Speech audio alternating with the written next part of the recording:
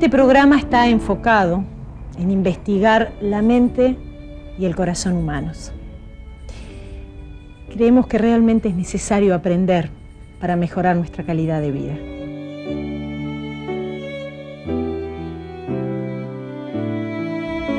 Seguimos con el doctor Claudio Naranjo, pionero de la psicología transpersonal. En este programa vamos a introducir la primera parte del eneagrama, como una suerte de mapa de las pasiones humanas. Como hacemos en todos los programas, vamos a ver el currículum de nuestro invitado.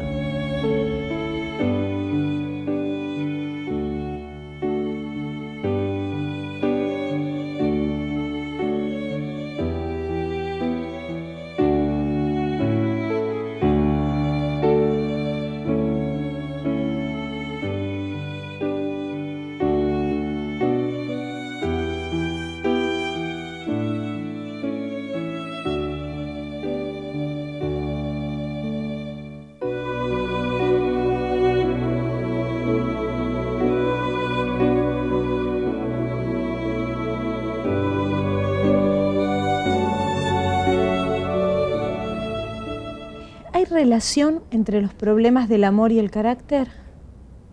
Hay mucha relación. Tanto así que, así como antes yo insistía que el carácter es el centro de la neurosis, que más allá de los síntomas, que las distintas formas de malestar físico o psíquico, lo determinante es el carácter, y que la forma de entender la neurosis es entender el carácter. El carácter no es un síntoma, que no es una cosa más, sino que es el centro mismo de los problemas de la persona. Hoy en día estoy insistiendo que el núcleo del carácter, que lo central en la estructura del carácter es lo que pasa con el amor. Algo así como el metabolismo del amor sería. ¿Y con qué categorías podríamos, digamos, diferenciar esos distintos caracteres? Buena pregunta, porque hay muchos sistemas. Hoy en día está en vigencia no tanto el psicoanalítico como el de la Asociación Médica Norteamericana, lo que se llama el DSM-4, es un manual diagnóstico que se ha perfeccionado mucho por la necesidad de responder a las compañías de seguro que quieren saber cuál es el diagnóstico preciso del mal. Pero yo me oriento más de acuerdo a un modelo que no viene del mundo académico, es el eneagrama, es un modelo que nos viene de una tradición esotérica, asiática, de un cristianismo asiático en realidad, que se dice que en los últimos siglos ha estado principalmente centrado en Afganistán. Un modelo que solo ha entrado en el mundo en tiempos más recientes a través de Gurdjieff. Gurdjieff a comienzos del siglo XX, una especie de Sócrates ruso, que atrajo un pequeño grupo de buscadores y que escribió algo, pero más que nada se conoce a través de Uspensky, fue un periodista rusa que escribió sobre él. Y es en Uspensky que por primera vez encontramos las afirmaciones de Gurdjieff de que esta escuela de la que él viene, este cristianismo esotérico, tiene como mapa central el eneagrama. El eneagrama es algo así como un mapa cósmico, una manera de representar geométricamente ciertas leyes universales. Es un diagrama de 9 puntos, pero que significa la forma como se explican las cosas a partir de 3 principios fundamentales, algo así como Hegel, tesis, antítesis y síntesis. Aquí es una fuerza positiva o un principio afirmativo, luego otro negativo y un principio reconciliante o neutralizante. Padre, madre e hijo se podrían llamar si uno habla un lenguaje más antropológico, y lo cual es un poco diverso de la Trinidad cristiana, en que desaparece la madre por tratarse de un mundo muy patriarcal, en que se cristalizó esta tradición que no viene, que no figura en los evangelios. Parece haber sido algo que pasó del ambiente del esoterismo del mundo helenístico al cristianismo, igual que los pecados capitales, que tampoco aparecen en el evangelio, pero sí pasaron a ser algo muy importante en la historia de la doctrina cristiana. Bueno, es una larga historia de cómo el eneagrama ha ido entrando poco a poco en el mundo, pero tal vez para pasar directamente al tema del carácter, diré que esto fue introducido por un hombre que se llamó Oscar Ichazo, vive aún, un boliviano, conectado con la misma escuela madre, la misma escuela de donde aparece Gurdjieff, una escuela de la cual no se ha oído hablar, no es como el hinduismo, el budismo, la tradición tibetana, el sufismo más clásico, no es una de estas tradiciones de las que están en nuestro horizonte mental, una escuela que se ha comparado con el tejido genético de la humanidad, algo que no se mezcla con el mundo, sino que en ciertos momentos históricos. Y Ichazo llegó a Chile y con este y otros temas, y tuve la buena suerte de escucharlo cuando hizo su primera presentación en el Colegio de Psicólogos el año 69. Y después se formó un grupo que se llamó el Grupo Arica en Arica el año siguiente. Yo fui el que seleccionó a este grupo, el que originó en cierto modo la invitación a que este grupo se formara, porque originalmente fue una invitación de Ichazo a mí a trabajar con él, y yo fui atrayendo a mis amigos y después algunos que resultaron no tan amigos. Y en este año casi que estuvimos allí con él, de trabajo muy intensivo, él habló algunas horas del eneagrama aplicado a la personalidad, el eneagrama aplicado específicamente como mapa de personalidad. Y resultó que esto germinó en mí. Hoy en día la gente dice que soy el padre del movimiento del eneagrama porque esto ha cundido en el mundo y todos los que enseñaron originalmente a los que ahora enseñan son gente que aprendió conmigo o que aprendieron con alguien que había aprendido conmigo. Entonces se dice que soy el padre del movimiento del eneagrama, y yo digo que soy más bien la madre, porque la semilla viene de tiempos muy antiguos a través de Ichazo, y yo fui quien le echó el agüita. Yo fui el que desarrolló la idea. Y yo fui el que formuló las primeras descripciones de los caracteres. Ichazo tenía el ojo clínico como para decir, tú eres... No hablaba del 1, del 4, del 5, como yo después propuse. Ahora se hace así. Llega a ser antipático cuando gente que no está compenetrada con el asunto oye a otros que sí hablan, este es un 4, este es un 5. Bueno, Ichazo usaba nombres muy insultantes. Este es un ego venge, para hablar del vengativo, un ego melan para un melancólico, pero nombres que sonaban muy mal. A mí nunca me gustaron. Un ego flat, derivado de la palabra inglesa flattery, un halagador. Eran nombres designados que apuntaban a ciertos rasgos característicos, generalmente en forma insultante, porque, cosa que no se ha entendido muy bien ahora que hay una difusión más grande de la idea, era intrínseco al sistema de apuntar a lo más incómodo. Es como revelar la sombra de la persona, lo que la persona esconde detrás de su persona en el sentido junguiano de la palabra, claro, de la parte de la social o pública. Entonces yo tuve un grupo en Berkeley en los años 70, 71, 72, 73, que fue cuando primero presenté esto al mundo. Ichazo trabajaba un poco con el eneagrama, pero no describía los caracteres. Y en el momento en que hubo una descripción, que fue lo que se produjo naturalmente en la situación del trabajo mío, en que yo combinaba mi experiencia terapéutica con el eneagrama, ahí se fueron acumulando listas de términos, que un 2 es así, es asá, tiene tales y cuales características, y eso hizo que se tornara transmisible este tema del eneagrama de la personalidad. ¿Qué piensa de esta literatura de divulgación del eneagrama que está proliferando en estos tiempos? Bueno, es una literatura de divulgación, pero muy particular, en que es una divulgación que se atribuye mucha autoridad. Yo creo que ha habido una apropiación de lo que surgió en este grupo original en que presenté las ideas, que fue un grupo secreto por razones de que yo estaba sujeto a un compromiso. Se suponía que era una enseñanza muy privada, que esto no iba a salir al mundo. Y lo lógico habría sido que si alguien va a escribir fuese yo, o Ichazo mismo. Y hay gente que se atribuyó ese derecho a lanzar la cosa. Fueron los jesuitas que, bueno, seguramente se sintieron que esto era un tema cristiano y por lo tanto les correspondía. Y ha habido una actitud como de borrarme del mapa y también de apropiarse de las ideas, agregándole cada autor alguna cosita de su cosecha, muchas veces no muy interesante. Más o menos son siempre las mismas cosas que se repiten en unos libros o en otros, con un vocabulario un poco distinto. Y Ichazo lo llamaba el culto del diagnóstico de la personalidad. Decía que este movimiento hay algo de culto, como que si se exaltara mucho esa capacidad que no es la capacidad de transformar al otro, sino que simplemente de verlo de acuerdo a un sistema que es muy poderoso, de información poderosa. Yo pienso que independientemente de la verdad de lo que Ichazo dice, que él habla de maestreo, hay mucho maestreo, se las dan de grandes maestros porque pueden decirle al otro, tú eres un 4, tú eres un 5, tú eres un carácter de tal o cual tipo.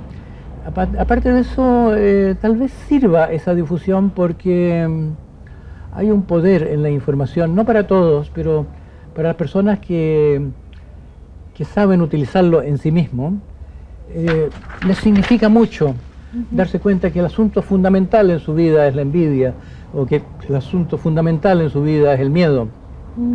Todos tenemos todos los pecados, para hablar en lenguaje cristiano, todas las pasiones, pero algunos tenemos más una u otra. Esa es la idea básica de este sistema, y que los caracteres se originan en el predominio de uno u otro de estos defectos fundamentales. ¿Y nos podrías caracterizar algunos de esos eneatipos y sus dificultades con el amor? Bueno, justo por eso traje estas ilustraciones, porque aquí hay ciertos personajes que ayudan a identificar. Podríamos empezar por el triángulo central del eneagrama. Hay 3 caracteres que corresponden a la intensificación de asuntos que son de importancia más universal aún. Aunque todos tengamos todas las pasiones, todos especialmente tenemos estas piedras angulares, que son el miedo, la vanidad o el narcisismo y la tendencia a dormirnos, la tendencia robotizante, digamos, de repetir lo mismo, de marcar el paso, de vivir automática o reflejamente en lugar de estar vivos a lo que demanda la situación. Entonces, a esto último que estoy hablando, es a lo que se refiere el punto 9 del eneagrama, que es el punto que está en la parte superior. El eneagrama es un diagrama de 9 puntos en que hay un triángulo central y el 9 arriba se corresponde con lo que los pecados cristianos es la pereza, pero que los antiguos llamaban la asidia. Es algo así como el adormecimiento de la conciencia, es como la pereza del alma en lugar de ser la pereza del cuerpo. Es algo como la política de avestruz, meter la cabeza en la arena, no querer enterarse, no meneallo.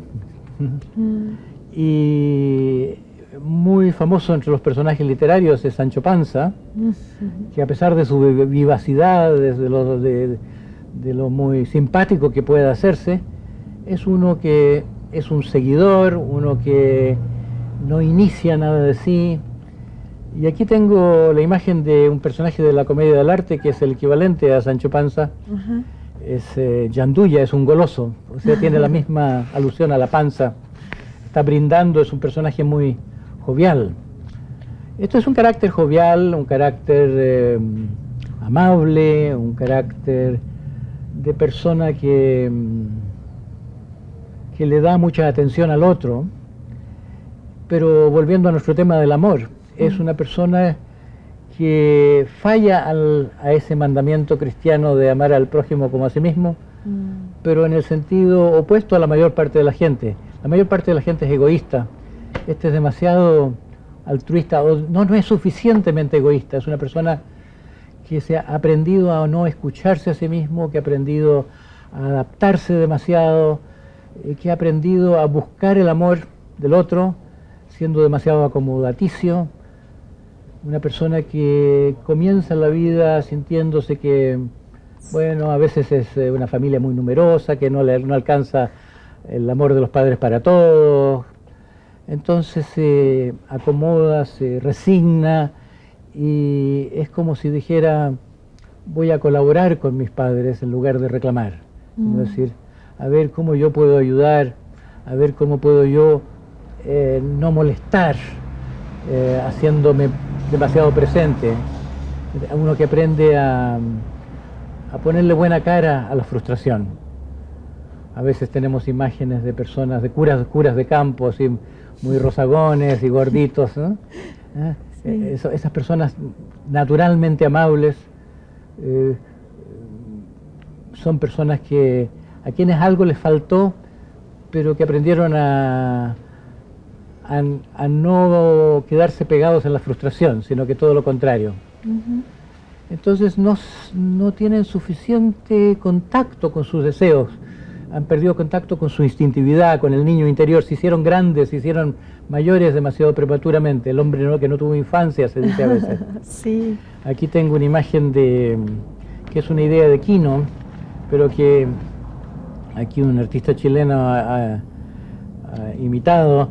Es un conjunto de personas que van como grupo con una pancarta que es como el líder, pero no es un líder con una cabeza, es un líder con todas las cabezas de que ellos no tienen. Claro. Es una condición de vida, este carácter de uno que no se individualiza, y es como si tuvieran una especie de miedo a la individualidad, miedo a decir yo pienso esto, yo pienso aquello. Entonces, cuando llega el momento del encuentro amoroso, no es un encuentro entre dos personas que están cada una parados sobre sus propios pies. En la terapia gestáltica se habla de confluencia. Es un confundirse uno con el otro, no es un encuentro entre dos personas enteras. Se puede decir que su amor es un amor abnegado, pero en cierto modo un amor sin interioridad no es completamente amor tampoco, es como un amor al nivel de conducta. Vamos al carácter que está en el punto 6, ese es el miedo. Hay distintas manifestaciones del carácter centrado en el miedo, de varios caracteres centrados en el miedo. Uno es un carácter inseguro, otro es el tipo Hamlet, el indeciso, que tiene miedo de equivocarse y grandes cargos de conciencia, estoy haciendo lo justo o no, tiene las mejores intenciones, pero un carácter muy angustiado. Y hay un carácter también valiente en la superficie y cobarde detrás de esa máscara de heroísmo. Y aquí tengo la representación de eso, solo que la espada no se alcanza a ver en esta imagen. Es en la comedia del arte es que están todos representados. La comedia del arte es el movimiento del cual surgió la ópera, es un movimiento renacentista de improvisación en que se habían reconocido estos caracteres y se hacían miles de combinaciones antes de que pasaran a textos literarios ya como los de Goldoni y otros que se empezaron a repetir textualmente. Entonces uno de esos personajes era el capitán Spavento, que en el mundo latino es el capitán Matamoros. Y aquí se lo ve muy bien como esta inclinación del cuerpo hacia atrás y revela que está muy asustado de que en realidad está agrediendo al otro. Claro. Es un carácter que se enoja fácilmente, pero es como el perro del cual se dice que el perro que ladra no muerde. Es un asustar al otro para que no me ataque. Hay una idea como que la defensa mejor es el ataque. El asunto del miedo en materia de amor es que se establecen vínculos de autoridad y sumisión. Es como si la persona temerosa le dice al padre, que es la figura original de autoridad, me hinco ante ti, ahora quiéreme. Tú quieres autoridad, te doy la autoridad. Yo, niñito bueno, hago tu voluntad. A menos que el que toma la vía más agresiva ama y odia al padre y se termina poniendo en su lugar. Entonces, como hay personas que, como solucionan su propio miedo, ante los demás se suben sobre la tarima, empiezan casi a vender protección. Tú sé bueno conmigo, tú reconóceme como jefe, reconóceme que yo soy el sábelo-todo, entonces yo te doy mi protección, yo te doy mi amor, pero es un amor tiránico. Aquí hay una imagen muy interesante de los cartoons, imágenes como de Ku Klux Klan, con signos que dicen deténgase, ceda el paso, precaución, todo un ambiente de miedo. Y esto alude a que en este carácter hay una cosa arquetipizante, hay una tendencia del miedo a crear ídolos. Claro. Así como el ídolo de la autoridad, el ídolo paterno originalmente, hay ídolos más que terrenales. Se reviste el miedo de una justificación ideal. Pasamos entonces a la vanidad. En el vértice derecho del eneagrama, opuesto al miedo, de modo que el miedo es más masculino, la vanidad más femenina. Estadísticamente se da así. Hay conexiones, estas líneas en el eneagrama representan también líneas de fuerza, es como si una cosa está detrás de la otra, el miedo está detrás de la vanidad. Es como si en el corazón de la vanidad hubiera miedo. Y la vanidad es el resultado de que la persona que tiene miedo a mostrar la propia cara termina confeccionándose una máscara para que lo represente en el mundo de afuera. Entonces el personaje aquí tengo para ilustrar la vanidad, que de la comedia del arte, es una dama que tiene un aspecto particularmente enmascarado, tiene algo de muñeca de porcelana, y eso es muy fiel a la realidad. Hay algo de muñeca en este... La Barbie es una caricatura de ese tipo. Esta dama además tiene muchas cintas, obvia alusión al recubrirse de cosas. Puede ser simbólico también el que la persona se recubre no solo de vestimenta, sino de ideas interesantes, de citas de autores famosos, o lo que dicen los periódicos, en fin, una persona adornada, el abanico en la mano de estas personas. Ahora, en cuanto a la economía del amor, se puede decir que esto es resultado de que hay tanto deseo de ganarse el amor a través de poner buena cara,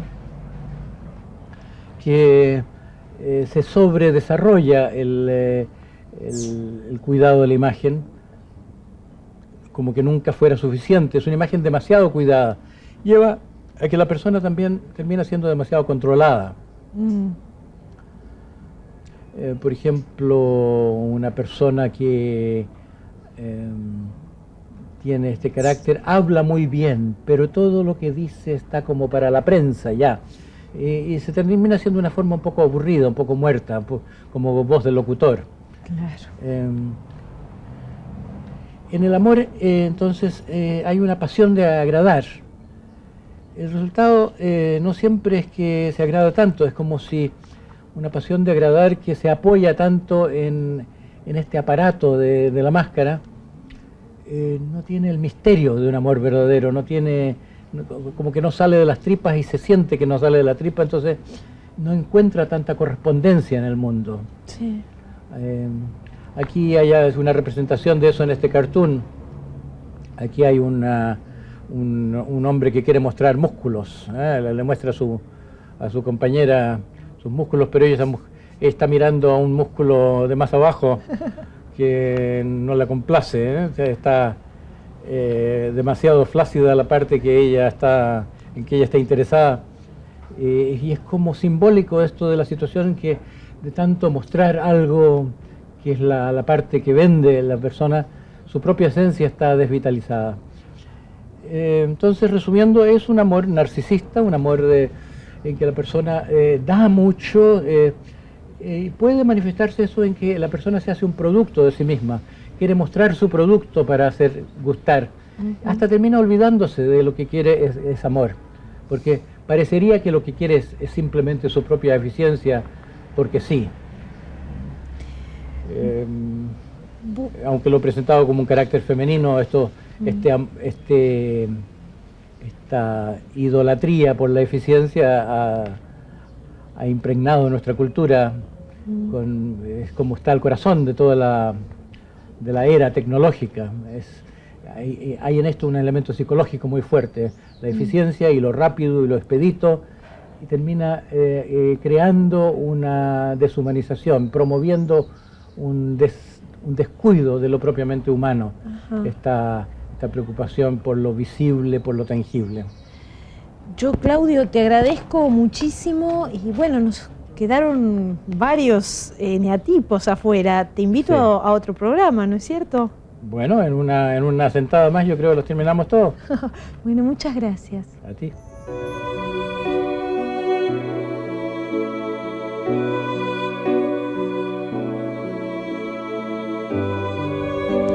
Como vimos, el eneagrama nos presenta los rasgos básicos de nuestras personalidades divididas en 9 eneatipos. Hoy conocimos la tríada fundamental, compuesta por el 9, el 6 y el 3. En el próximo programa vamos a completar este tema. Muchas gracias.